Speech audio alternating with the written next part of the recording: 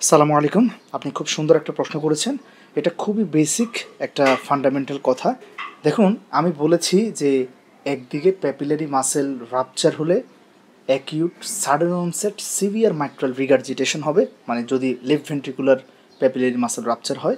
আরেকদিকে আবার বলছি যে ভেন্ট্রিকুলার ডাইলেটেশন হলে তখন কন্টিনিউয়াস একটা স্ট্রেচিং টান পড়ার কারণে কর্ডিটেন্ডের উপরে তখনও মাইট্রাল রিগার্জিটেশন হয়। দুটোই রাইট। তো প্রথমে বলি যে papillary muscle rupture. Papillary muscle rupture এটা হচ্ছে এমআইয়ের একটা অ্যাকিউট কমপ্লিকেশন। এটা সাধারণত ফিউ ডেজের মধ্যে হবে, ঠিক আছে, অ্যাকিউট কমপ্লিকেশন। আর যেটা বললাম ভেন্ট্রিকুলার রিমডেলিং অর্থাৎ ফাইব্রোসিস, ইনফার্ক্টেড এরিয়াটা ফাইব্রোসিস হয়ে সে থিনিং এবং ডাইলেটেড হয়ে যায়, এবং এটা হলো একটা ক্রনিক কমপ্লিকেশন, ঠিক আছে, কারণ ফাইব্রোসিস হবে, থিনিং হবে, ভেন্ট্রিকুলার রিমডেলিং হবে, এটা ফিউ মান্থস সময় লাগবে, okay, few weeks to few months সময় লাগবে। তো প্রথমে আমি প্যাপিলারি মাসেল রাপচার এই বিষয়টা একটু ক্লিয়ার করি। তো এখানে দেখেন ডেভিডসনে বলা আছে যে এটা হবে সব অ্যাকিউটে, যে sudden onset acute pulmonary oedema, এবং এখানে মাইট্রাল রিগার্জিটেশনটা হবে সিভিয়ার লেভেলের মাইট্রাল রিগার্জিটেশন হবে, ফলে আপনি প্যানসিস্টোলিক মারমার পেতেও পারেন। আচ্ছা, তো এখন আসেন এটা কীভাবে হয়। তাহলে নর্মালি আপনারা জানেন যে আমাদের যে লেফট ভেন্ট্রিকল সেখানে কি থাকে, তাদের যে এন্ডোকার্ডিয়াম সেখানে প্যাপিলারি মাসেল থাকে। এই প্যাপিলারি মাসেলের সাথে আমাদের যে ভালভের কাস্প, হ্যাঁ, এটা যেহেতু মাইট্রাল ভালভ, সো এখানে দুইটা কাস্প আছে। তো এই কাস্পগুলো কি হয়, তারা কর্ডি টেন্ডন দিয়ে প্যাপিলারি মাসেলের সাথে আটকানো। তো বিষয়টা হচ্ছে এমন যে এই ভালভটা চাইলেও পেছনের দিকে চলে যেতে পারে না, চাইলেও ভালভটা পেছনের দিকে চলে যেতে পারে না। কেন? তাকে টেনে ধরে রাখছে কে? Papillary muscle. আর এই ভালভগুলো ওপেন হয় কোন দিকে? এদিকে ওপেন হবে, তাই না? আচ্ছা, এদিকে যখন সে ওপেন হবে, ফলে লেফট অ্যাট্রিয়াম থেকে লেফট ভেন্ট্রিকলে ব্লাডটা আসবে। তো এই যে ভালভটা এখানে ওপেন হবে, এটাকে টান দেয় কে? এই যে প্যাপিলারি মাসেল। প্যাপিলারি মাসেল যখন কন্ট্রাকশন করে, এই টানটা এসে পড়ে কর্ডি টেন্ডনে, ফলে কর্ডি টেন্ডন যখন এদিকে টান দেয় তখন এই ভালভের কাজটা খুলে যায়। ঠিক একইভাবে এখানে আরেকটা থাকবে, সে তার কর্ডি টেন্ডনের মাধ্যমে টান দিবে, সে তখন এই কাজটা খুলে যাবে, ফলে এখানে যখন ওপেন তৈরি হবে, হ্যাঁ, তখন লেফট অ্যাট্রিয়াম থেকে ব্লাডটা এখানে আসবে।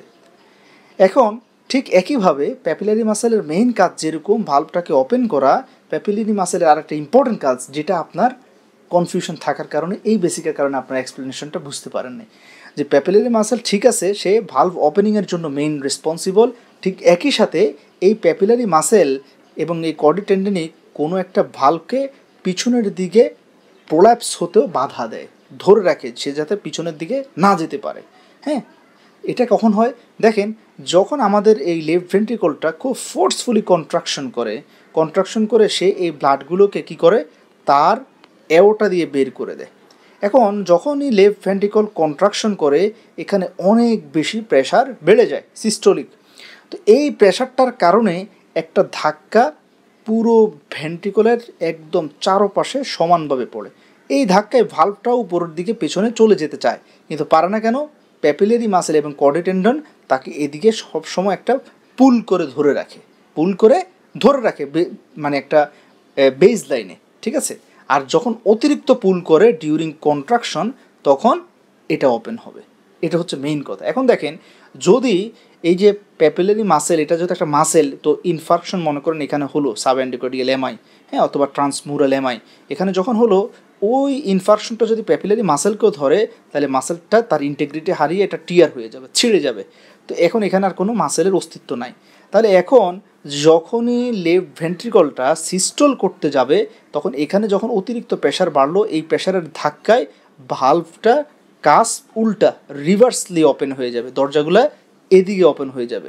অথচ দরজাগুলো সাধারণত হয় কি, ওয়ান ওয়ে ভালভ, তারা সবসময় এদিকেই ওপেন হওয়ার কথা। কিন্তু এখন যেহেতু তাকে কেউ ধরে রাখার মতো আর নাই, প্যাপিলারি মাসেলটা টিয়ার হয়ে গেছে, ফলে ভালভটা এই লেফট ভেন্ট্রিকুলারের প্রেশারের কারণে ধাক্কা খেয়ে বিপরীত দিকে দরজাটা খুলে যাবে। আপনার বাসার দরজার মতো মনে করেন, যে এটা এতদিন খুলতেন ভিতরের দিকে, এখন সামনের দিকে, ওই যে মিষ্টির দোকানে যে দরজাটা সামনেও খুলে পিছনেও খুলে, তাই না, এরকম কিছু দরজা আছে বাই ডিরেকশনাল, এই ঘটনাটা হয়। এখন সে পেছনের দিকে খুললো তো কী হবে, এই যে সিস্টোলের সময় ব্লাড অ্যাওর্টাতে যাওয়ার পাশাপাশি কিছু কিছু ব্লাড উল্টা ব্যাক ফ্লো করবে। তো এটাকে আমরা কি বলি? রিগার্জিটেশন মারমার। আশা করি এখন বুঝতে পেরেছেন। তো এবার আসেন যে ভেন্ট্রিকুলার রিমডেলিংয়ের কারণে কিভাবে মারমার হয়।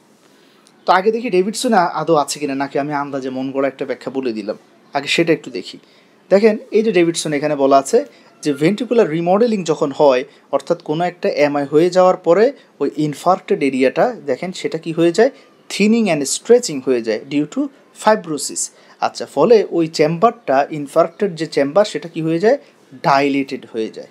তো এখানে একটা চিত্র আছে সুন্দর, দেখেন এই যে দেখেন এই জায়গায় মূলত আসলে এমআইটা হয়েছিল, মায়োকার্ডিয়াল ইনফার্কশনটা। ফলে এখানে যখন ফাইব্রোসিস হয়ে গেছে, এখানে এখন কোনো অ্যালাইভ কার্ডিওমায়োসাইটের সংখ্যা একদম কম। ফলে ফাইব্রাস টিস্যুর কারণে এই জায়গাটা থিন হয়ে গেছে এবং কন্টিনিউয়াস ব্লাডের ধাক্কায় তারা কি হয়ে গেছে, মানে ভলিউম ওভারলোডের কারণে তারা ডাইলেটেড হয়ে গেছে। তো দেখেন এখানে কার্ডিওমায়োসাইটের থিকনেস আর এখানে থিকনেস, কারণ এখানে তো এটা হেলদি কার্ডিওমায়োসাইট আর এখানে ইনফার্ক্টেড ফাইব্রাস টিস্যু দিয়ে অল্টার্ড হয়ে যাওয়া কার্ডিওমায়োসাইট। ওকে, এখন মনে করেন এতদিন এই যে এই সেগমেন্টটা এতদিন কোথায় ছিল, এই যে এখানে ছিল, এখানে ছিল, ঠিক আছে। এখন সে থিনিং অ্যান্ড ডাইলেটেড হয়ে যাওয়ার কারণে, ভেন্ট্রিকুলার রিমডেলিং হয়ে যাওয়ার কারণে তার পজিশনটা দেখেন কত বেশি নিচে চলে আসছে, তাই না? আচ্ছা, তো এই সমস্যাটার কারণে কি হবে, যে প্যাপিলারি মাসেলটা ছিল এখানে, তার সাথে ভালভগুলো কর্ডি টেন্ডন দিয়ে অ্যাটাচ ছিল এইভাবে। এখন এই সেই একই প্যাপিলারি মাসেল সে আরও দূরে সরে আসছে, সে এখন এখানে। ফলে এই কর্ডি টেন্ডনটা আর এখানে নাই, প্যাপিলারি মাসেল এখানে নাই। এখন দেখেন প্যাপিলারি মাসেলটা ওয়ালের সাথে সাথে যখন নিচে সরে আসছে, তখন কর্ডি টেন্ডন দিয়ে কন্টিনিউয়াসলি তার উপর একটা কী পড়ছে, পুলিং, টেনে ধরে রাখছে। হ্যাঁ, তো এখন যেটা হবে যে যখন এই ভেন্ট্রিকলটা যখন সিস্টোল করবে, ঠিক একইভাবে ভাল্বটা তো ওপেন, মানে ক্লোজ হয় নাই, কমপ্লিটলি ক্লোজ হয় নাই, ভাল্বটা ওপেনই থেকে গেছে due to continuous pooling by dilated ventricular chamber. ফলে যেহেতু ভাল্বটা ওপেনই রয়ে গেছে, কিছু ব্লাড সিস্টোলের সময় কী হবে, লেফট অ্যাট্রিয়ামে ব্যাকফ্লো করবে। এটাও একটা রিগার্জিটেশন, কিন্তু এটা হতে সময় লাগবে। যতক্ষণ না ভেন্ট্রিকুলার ডাইলেটেশন না হয় ততক্ষণ পর্যন্ত রিগার্জিটেশন হবে না, এটা একটা ক্রনিক কমপ্লিকেশন। তো এই হলো বিষয়টা। তাহলে দেখেন এখানে রিগার্জিটেশন হচ্ছে ভালভ এদিকে ওপেন হওয়ার কারণে, আর প্যাপিলারি মাসেল রাপচারের কমপ্লিকেশন হচ্ছিল ভালভটা উল্টা দিকে ডিউরিং সিস্টোল, মানে পেছনে চলে যাওয়ার কারণে। তো দুইটার কারণে দুই ধরনের এখানে মারমারটা হচ্ছে রিগার্জিটেশন, এটা বুঝতে হবে ইনশাল্লাহ।